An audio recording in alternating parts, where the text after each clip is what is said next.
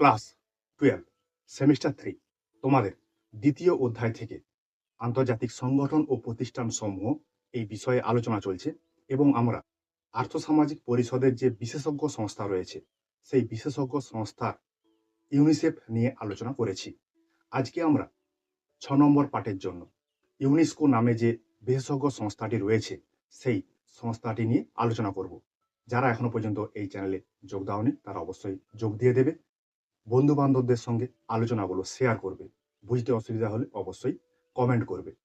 তাহলে আজকে আমাদের 6 নম্বর পাঠের জন্য আলোচ্য বিষয় ইউনেস্কো। চলো দেখি কি আছে। ইউনেস্কো সম্মিলিত জাতিপুঞ্জের শিক্ষা, বৈজ্ঞানিক ও সাংস্কৃতিক সংস্থা, যেটাকে আমরা ইংরেজিতে বলবো United Nations Educational, Scientific and Cultural Organization. বানানগুলো অবশ্যই সঠিক করে জেনে রাখবে, পরীক্ষাতে পড়ে। তাহলে যেটা আমরা আলোচনা বললাম সম্মিলিত জাতিপুঞ্জের একটি বিশেষজ্ঞ সংস্থা, শিক্ষা, বিজ্ঞান, সাংস্কৃতিক সংস্থা। যে সংস্থাটি 1945 সালের 16 নভেম্বর জন্ম হয়, তবে কাজ শুরু করেছে 1946 সালের 4 নভেম্বর থেকে। যখন কাজ শুরু করে ইউনেস্কো, তখন 44টি রাষ্ট্র এই ইউনেস্কোর সদস্য ছিল। এর প্রধান কার্যালয় ফ্রান্সের প্যারিস শহরে। আমরা যে সমস্ত বিশেষজ্ঞ সংস্থাগুলো আলোচনা করছি সবের কিন্তু প্রধান কার্যালয় বিষয়টা আলোচনা করছি বা বলছি, ভালো করে দেখে রাখবে। তাহলে ইউনেস্কোর প্রধান কার্যালয় ফ্রান্সের প্যারিস শহরে অবস্থিত।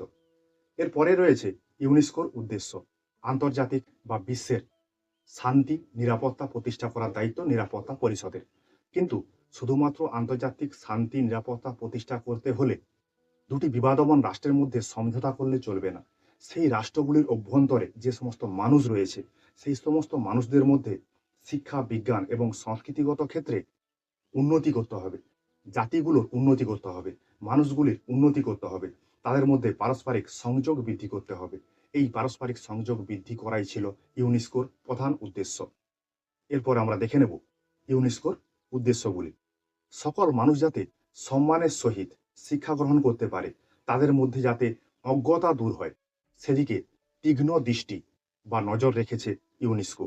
তাহলে বিশ্বের সমস্ত মানুষ যাতে সসম্মানের সহিত বাঁচতে পারে, শিক্ষা গ্রহণ করতে পারে, তাদের মধ্যে যাতে অজ্ঞতা দূর হয়, সেই বিষয়ে লক্ষ্য রেখেছিল ইউনেস্কো। 2 নম্বরে রয়েছে শিক্ষা, বিজ্ঞান, সংস্কৃতির মধ্য দিয়ে প্রত্যেকটি মানুষের জীবনযাত্রার মান যাতে উন্নত করা যায়, সে বিষয়েও লক্ষ্য করেছিল ইউনেস্কো। 3 নম্বর, তথ্য ও প্রযুক্তিগত ক্ষেত্রে সার্বিক জ্ঞানের বিকাশ ঘটাতে চেয়েছিল ইউনেস্কো। বর্তমান যুগ তথ্য প্রযুক্তির যুগ। সেই তথ্য প্রযুক্তি থেকে যদি মানুষ বঞ্চিত থাকে তাহলে কিন্তু তারা অনেকটাই অজ্ঞতার শিকার হবে। সেই বিষয়টি ইউনেস্কো কোনোদিনই হতে দেয়নি বা হতে দেওয়ার চেষ্টাও করেনি। 4 নম্বরে, বিশ্বের বিভিন্ন রাষ্ট্রের মধ্যে সংস্কৃতিগত পার্থক্য রয়েছে। ভারতবর্ষের সংস্কৃতি, বাংলাদেশের সংস্কৃতি, নেপালের সংস্কৃতি, শ্রীলঙ্কার সংস্কৃতি, পাকিস্তানের সংস্কৃতি, আমেরিকা যুক্তরাষ্ট্রের সংস্কৃতি, চীনের সংস্কৃতি, প্রতিটি রাষ্ট্রের সংস্কৃতি কিন্তু আলাদা আলাদা।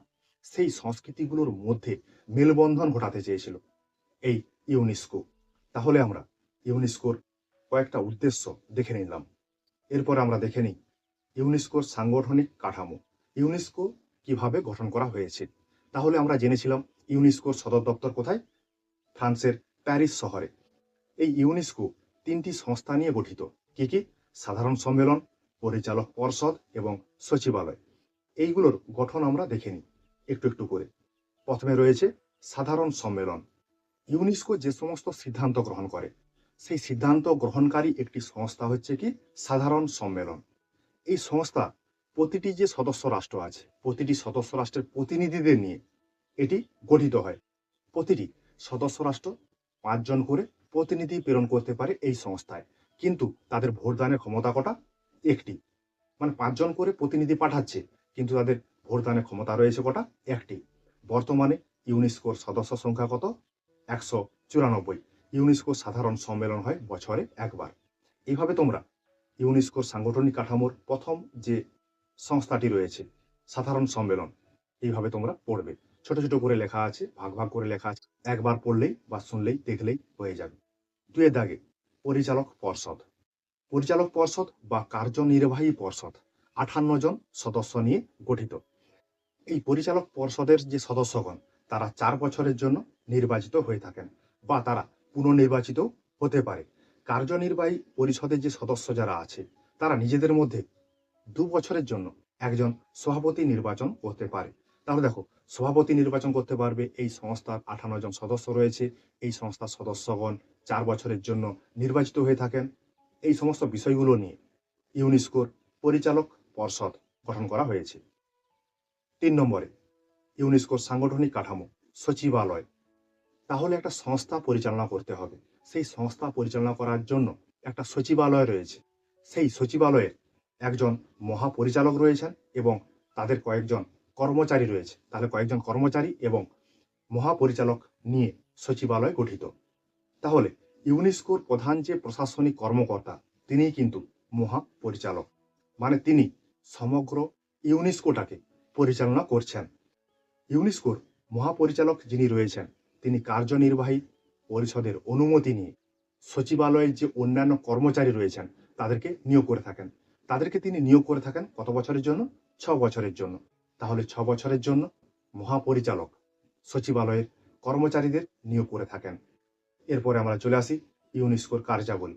ইউনেস্কোর কি কি কাজ রয়েছে? প্রথম কাজ, শিক্ষার প্রসার।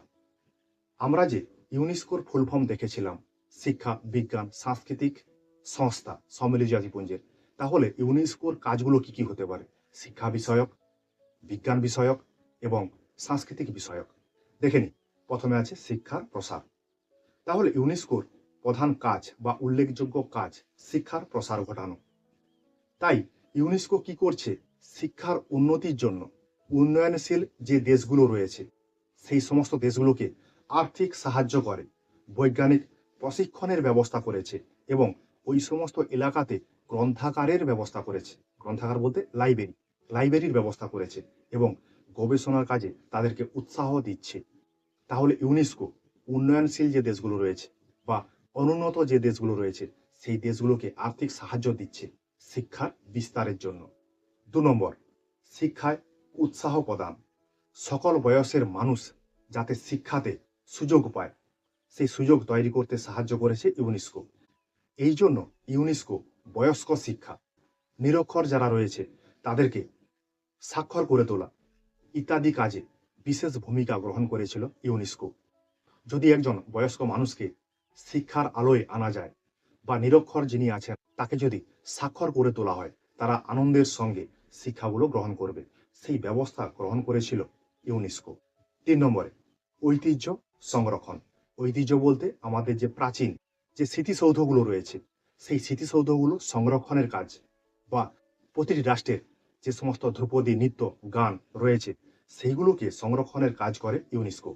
দেখো তাহলে ইউনেস্কো বিশ্বের ঐতিহ্যপূর্ণ স্থানগুলিকে চিহ্নিত করছে এবং সেগুলোকে সংরক্ষণ করছে। বিশেষ করে যে সমস্ত স্থানগুলোর সার্বজনীন মূল্য আছে, মানে আমরা সকলে যে সমস্ত স্থানগুলোকে বিশেষ গুরুত্ব দিয়ে থাকি সেই সমস্ত স্থানগুলোকে ইউনেস্কো গুরুত্ব দিয়ে থাকে। সেই সমস্ত স্থানগুলোকে স্বীকৃতি দিয়ে থাকে ইউনেস্কো। যেমন আমাদের তাজমহল ভারতবর্ষের এবং চীনের যে মহাপ্রাচীর রয়েছে, এই সমস্ত ঐতিহ্যপূর্ণ স্থানগুলোকে সংরক্ষণ করে থাকে ইউনেস্কো। 4 নম্বর, প্রযুক্তিগত শিক্ষার প্রসার। বর্তমানকালে প্রযুক্তিটা এতটাই বেড়ে গেছে, মানুষের কাছে প্রযুক্তি না থাকলে মানুষ আজ অন্ধকারে হারিয়ে যাবে। সেই জন্য ইউনেস্কো কি করছে? যেমন গ্রন্থাগার, যেমন পুস্তক ইত্যাদির ব্যবস্থা করেছে, তেমনি আধুনিক ডিজিটাল সামগ্রীর ব্যবস্থা করেছে, অনলাইন পড়াশোনার ব্যবস্থা করেছে।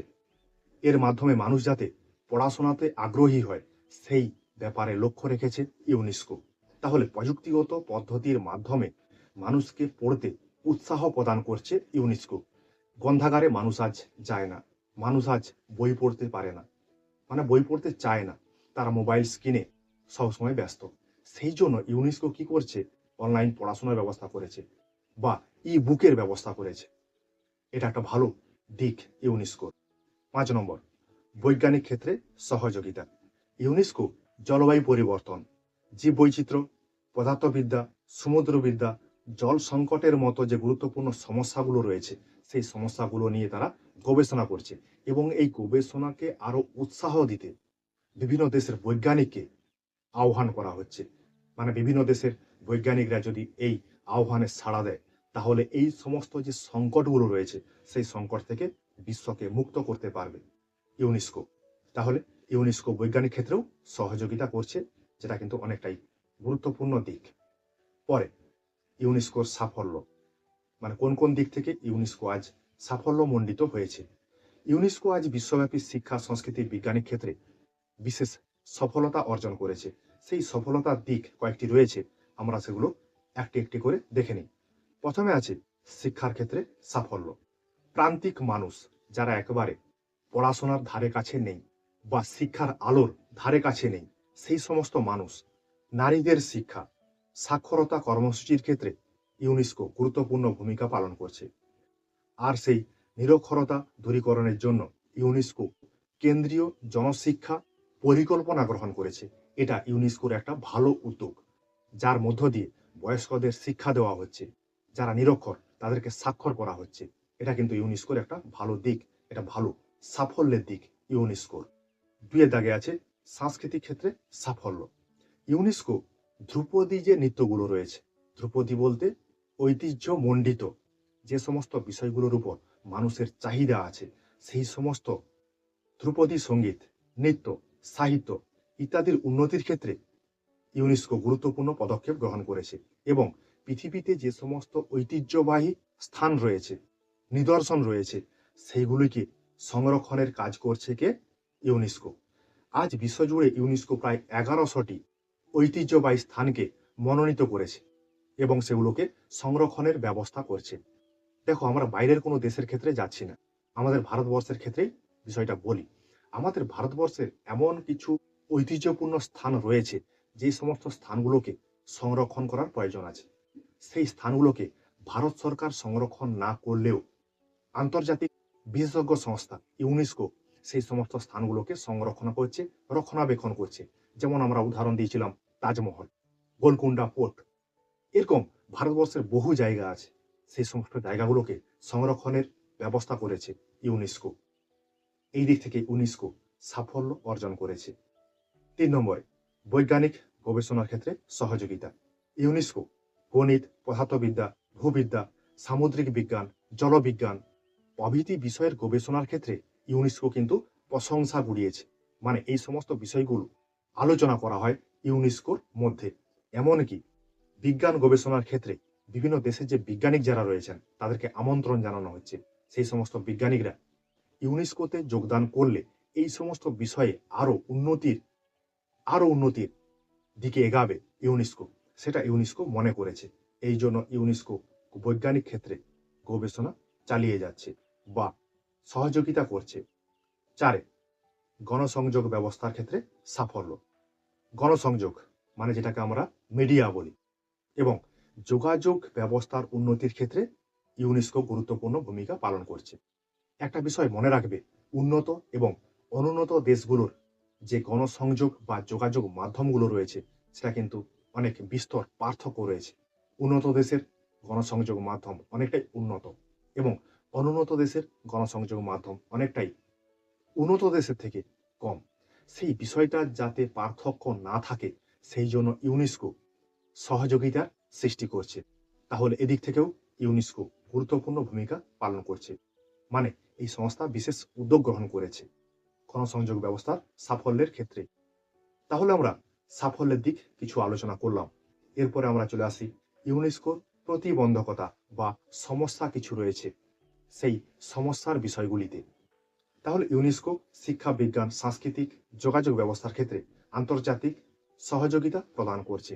কিন্তু এই সহযোগিতা প্রদান করার ক্ষেত্রে এই সংস্থাকে কতগুলি সমস্যার সম্মুখীন হতে হয়। সেই সমস্যাগুলো কি কি? প্রথমে আছে অর্থের অভাব। ইউনেস্কোর নিজস্ব কোনো আর্থিক উৎস নেই। ইউনেস্কো যারা সদস্য রাষ্ট্র রয়েছে, সেই সদস্য রাষ্ট্রগুলো যেমনভাবে ইউনেস্কোকে আর্থিক সাহায্য করে, সেইভাবেই ইউনেস্কো তার কাজকর্মগুলো করে চলে। তাহলে ইউনেস্কো এমন কাজগুলো করতে চাইছে যেখানে তাদের আর্থিক ঘাটতি দেখা দিচ্ছে। ইউনেস্কো তার মনের মতো করে কাজ করতে পারছে না। তাহলে ইউনেস্কোর এটা একটা গুরুত্বপূর্ণ খারাপ দিক, যে নিজস্ব কোনো আর্থিক উৎস নেই। ২ রয়েছে রাজনৈতিক প্রভাব। ইউনেস্কো সদস্য রাষ্ট্রগুলির মধ্যে সংস্কৃতিগত পার্থক্য রয়েছে বা ভিন্নতা রয়েছে। একটি দেশের সংস্কৃতি অন্য একটি দেশের সংস্কৃতির সঙ্গে মিলছে না। একটি দেশের সংস্কৃতি নিয়ে অন্য একটি দেশ মশকরা করছে, কৌতুক করছে, সমালোচনায় লিপ্ত হচ্ছে। যদি একটা রাষ্ট্র এইভাবে অন্য রাষ্ট্রকে সমালোচনা করে, কৌতুক করে, মশকরা করে, তাহলে কি হবে? রাষ্ট্রগুলির মধ্যে যে মেলবন্ধন করতে চেয়েছে ইউনেস্কো, সেটাতে বাধার সৃষ্টি হবে। একটি রাষ্ট্র আরেকটি রাষ্ট্রের অগ্রগতির পথে অন্তরায় হয়ে দাঁড়াবে। ইউনেস্কো এই বিষয়টির সমাধান করতে পারেনি। ৩ নম্বরে যুদ্ধ ও সংঘর্ষ। একটি দেশ অপর একটি দেশের উপর ক্ষেপণাস্ত্র হামলা করছে। সেই যুদ্ধের ফলে বিভিন্ন দেশের মধ্যে যে ঐতিহ্যপূর্ণ বা ঐতিহাসিক স্থানগুলো রয়েছে, সেই স্থানগুলো ধ্বংসপ্রাপ্ত হচ্ছে। মানে যুদ্ধের ফলে রাষ্ট্রগুলি ওই সমস্ত ঐতিহ্যপূর্ণ স্থানগুলোকে ধ্বংস করে ফেলছে। যে স্থানগুলি ধ্বংস করছে, সেই স্থানগুলি সংরক্ষণ করতে ইউনেস্কোর পক্ষে অনেকটাই কঠিন হয়ে দাঁড়াচ্ছে। ইউনেস্কো সেই কাজগুলো সঠিকভাবে করতে পারছে না। একটি রাষ্ট্র অন্য একটি রাষ্ট্রে ক্ষেপণাস্ত্র হামলা করছে। সেই ক্ষেপণাস্ত্র গিয়ে কোথায় পড়ছে সে কিন্তু জানছে না, সে বুঝতে পারছে না। দেখা যাচ্ছে সেখানে কোনো ঐতিহ্যপূর্ণ স্থান রয়েছে। তাহলে সেটা যদি পুরোপুরি ধ্বংস হয়ে যায়, সেখানে ইউনেস্কো কিভাবে তাকে সারাবে, মেরামত করবে, সংরক্ষণ করবে? এটা ইউনেস্কোর একটা খারাপ দিক। ইউনেস্কোর করার পক্ষে সম্ভবও না। ৪ নম্বর জলবায়ু পরিবর্তন। দেখবে আজকাল ঘন ঘন জলবায়ু পরিবর্তন হচ্ছে। প্রকৃতি তার নিজের খেয়াল খুশি মতো চলছে। এর মূল কারণ মানুষ। এর ফলে কি হচ্ছে? সমুদ্রের জলস্তর বৃদ্ধি পাচ্ছে, বিশ্ব উষ্ণায়নের সৃষ্টি হচ্ছে। এই বিশ্ব উষ্ণায়ন, জলস্তর বৃদ্ধি, বন্যা, খরা ইত্যাদির কারণে ঐতিহ্যপূর্ণ স্থানগুলো যেগুলো রয়েছে, সেগুলো ক্ষতিগ্রস্ত হচ্ছে। তাহলে দেখো, প্রাকৃতিক কারণে কোনো বিষয়, কোনো স্থান যদি ধ্বংসপ্রাপ্ত হয়, সেখানে ইউনেস্কোর কিছুই করার নেই। তাহলে এই দিক থেকে ইউনেস্কো কিন্তু অনেকটাই পিছিয়ে রয়েছে। তাহলে ইউনেস্কোকে কি করতে হবে? আগে জলবায়ু মেরামত করতে হবে, তারপর ওই ঐতিহ্যপূর্ণ স্থানগুলোকে সংরক্ষণের ব্যবস্থা নিতে হবে। এইগুলো ইউনেস্কোর খারাপ দিক বা প্রতিবন্ধকতার দিক। তাহলে পরিশেষে বলা যায় যে ইউনেস্কোর বিভিন্ন রকম সমস্যা রয়েছে। সেই সমস্যাগুলো সমাধানের জন্য ইউনেস্কো কাজ করে চলছে। ইউনেস্কোর যেমন কিছু ব্যর্থতার দিক রয়েছে, সেই ব্যর্থতার দিক যদি আমরা দেখি, তাহলে আমরা কোনো সময় সাফল্য বিষয়টা দেখতে পাবো না। তবু ইউনেস্কো সাফল্যের সঙ্গে কাজ করে চলছে, এটা কিন্তু আমরা কোনোভাবেই অস্বীকার করতে পারি না। তাহলে আমরা ৬ নম্বর পার্টে ইউনেস্কো সম্পর্কে আলোচনা করলাম। এর পরের দিন আমরা বিশ্ব স্বাস্থ্য সংস্থা বা হু বা ওয়ার্ল্ড হেলথ অর্গানাইজেশন সম্পর্কে আলোচনা করব। ঠিক আছে? তোমাদের এই বিশেষজ্ঞ সংস্থাগুলো একটি একটি পার্টে আলোচনা করা হবে, যাতে তোমরা ভালো করে বুঝতে পারো এবং ভালো করে পড়তে পারো। ঠিক আছে? তোমাদের এই পিডিএফ নোটটি শেষ দিনের যে পাঠ আলোচনা হবে, সেই পাঠের সঙ্গে তোমরা পেয়ে যাবে। সেই পিডিএফ নোটটিতে একটি পাসওয়ার্ড দেওয়া থাকবে। সেই পাসওয়ার্ডগুলো তোমরা আগের যে পাঠগুলো আলোচনা হচ্ছে, মানে এই অধ্যায়ের যে পাঠগুলো আলোচনা হচ্ছে, সেইখানে তার পাসওয়ার্ড পেয়ে যাবে। ঠিক আছে? তোমরা দেখবে, পড়বে, বন্ধু-বান্ধবদের সঙ্গে আলোচনাগুলো শেয়ার করবে। যারা এখনো পর্যন্ত এই চ্যানেলে যোগ দাওনি, তারা অবশ্যই যোগ দিয়ে দেবে। বন্ধু-বান্ধবদের সঙ্গে আলোচনাগুলো শেয়ার করবে। ঠিক আছে? তোমাদের জন্য আমার এই কিঞ্চিৎ প্রয়াস।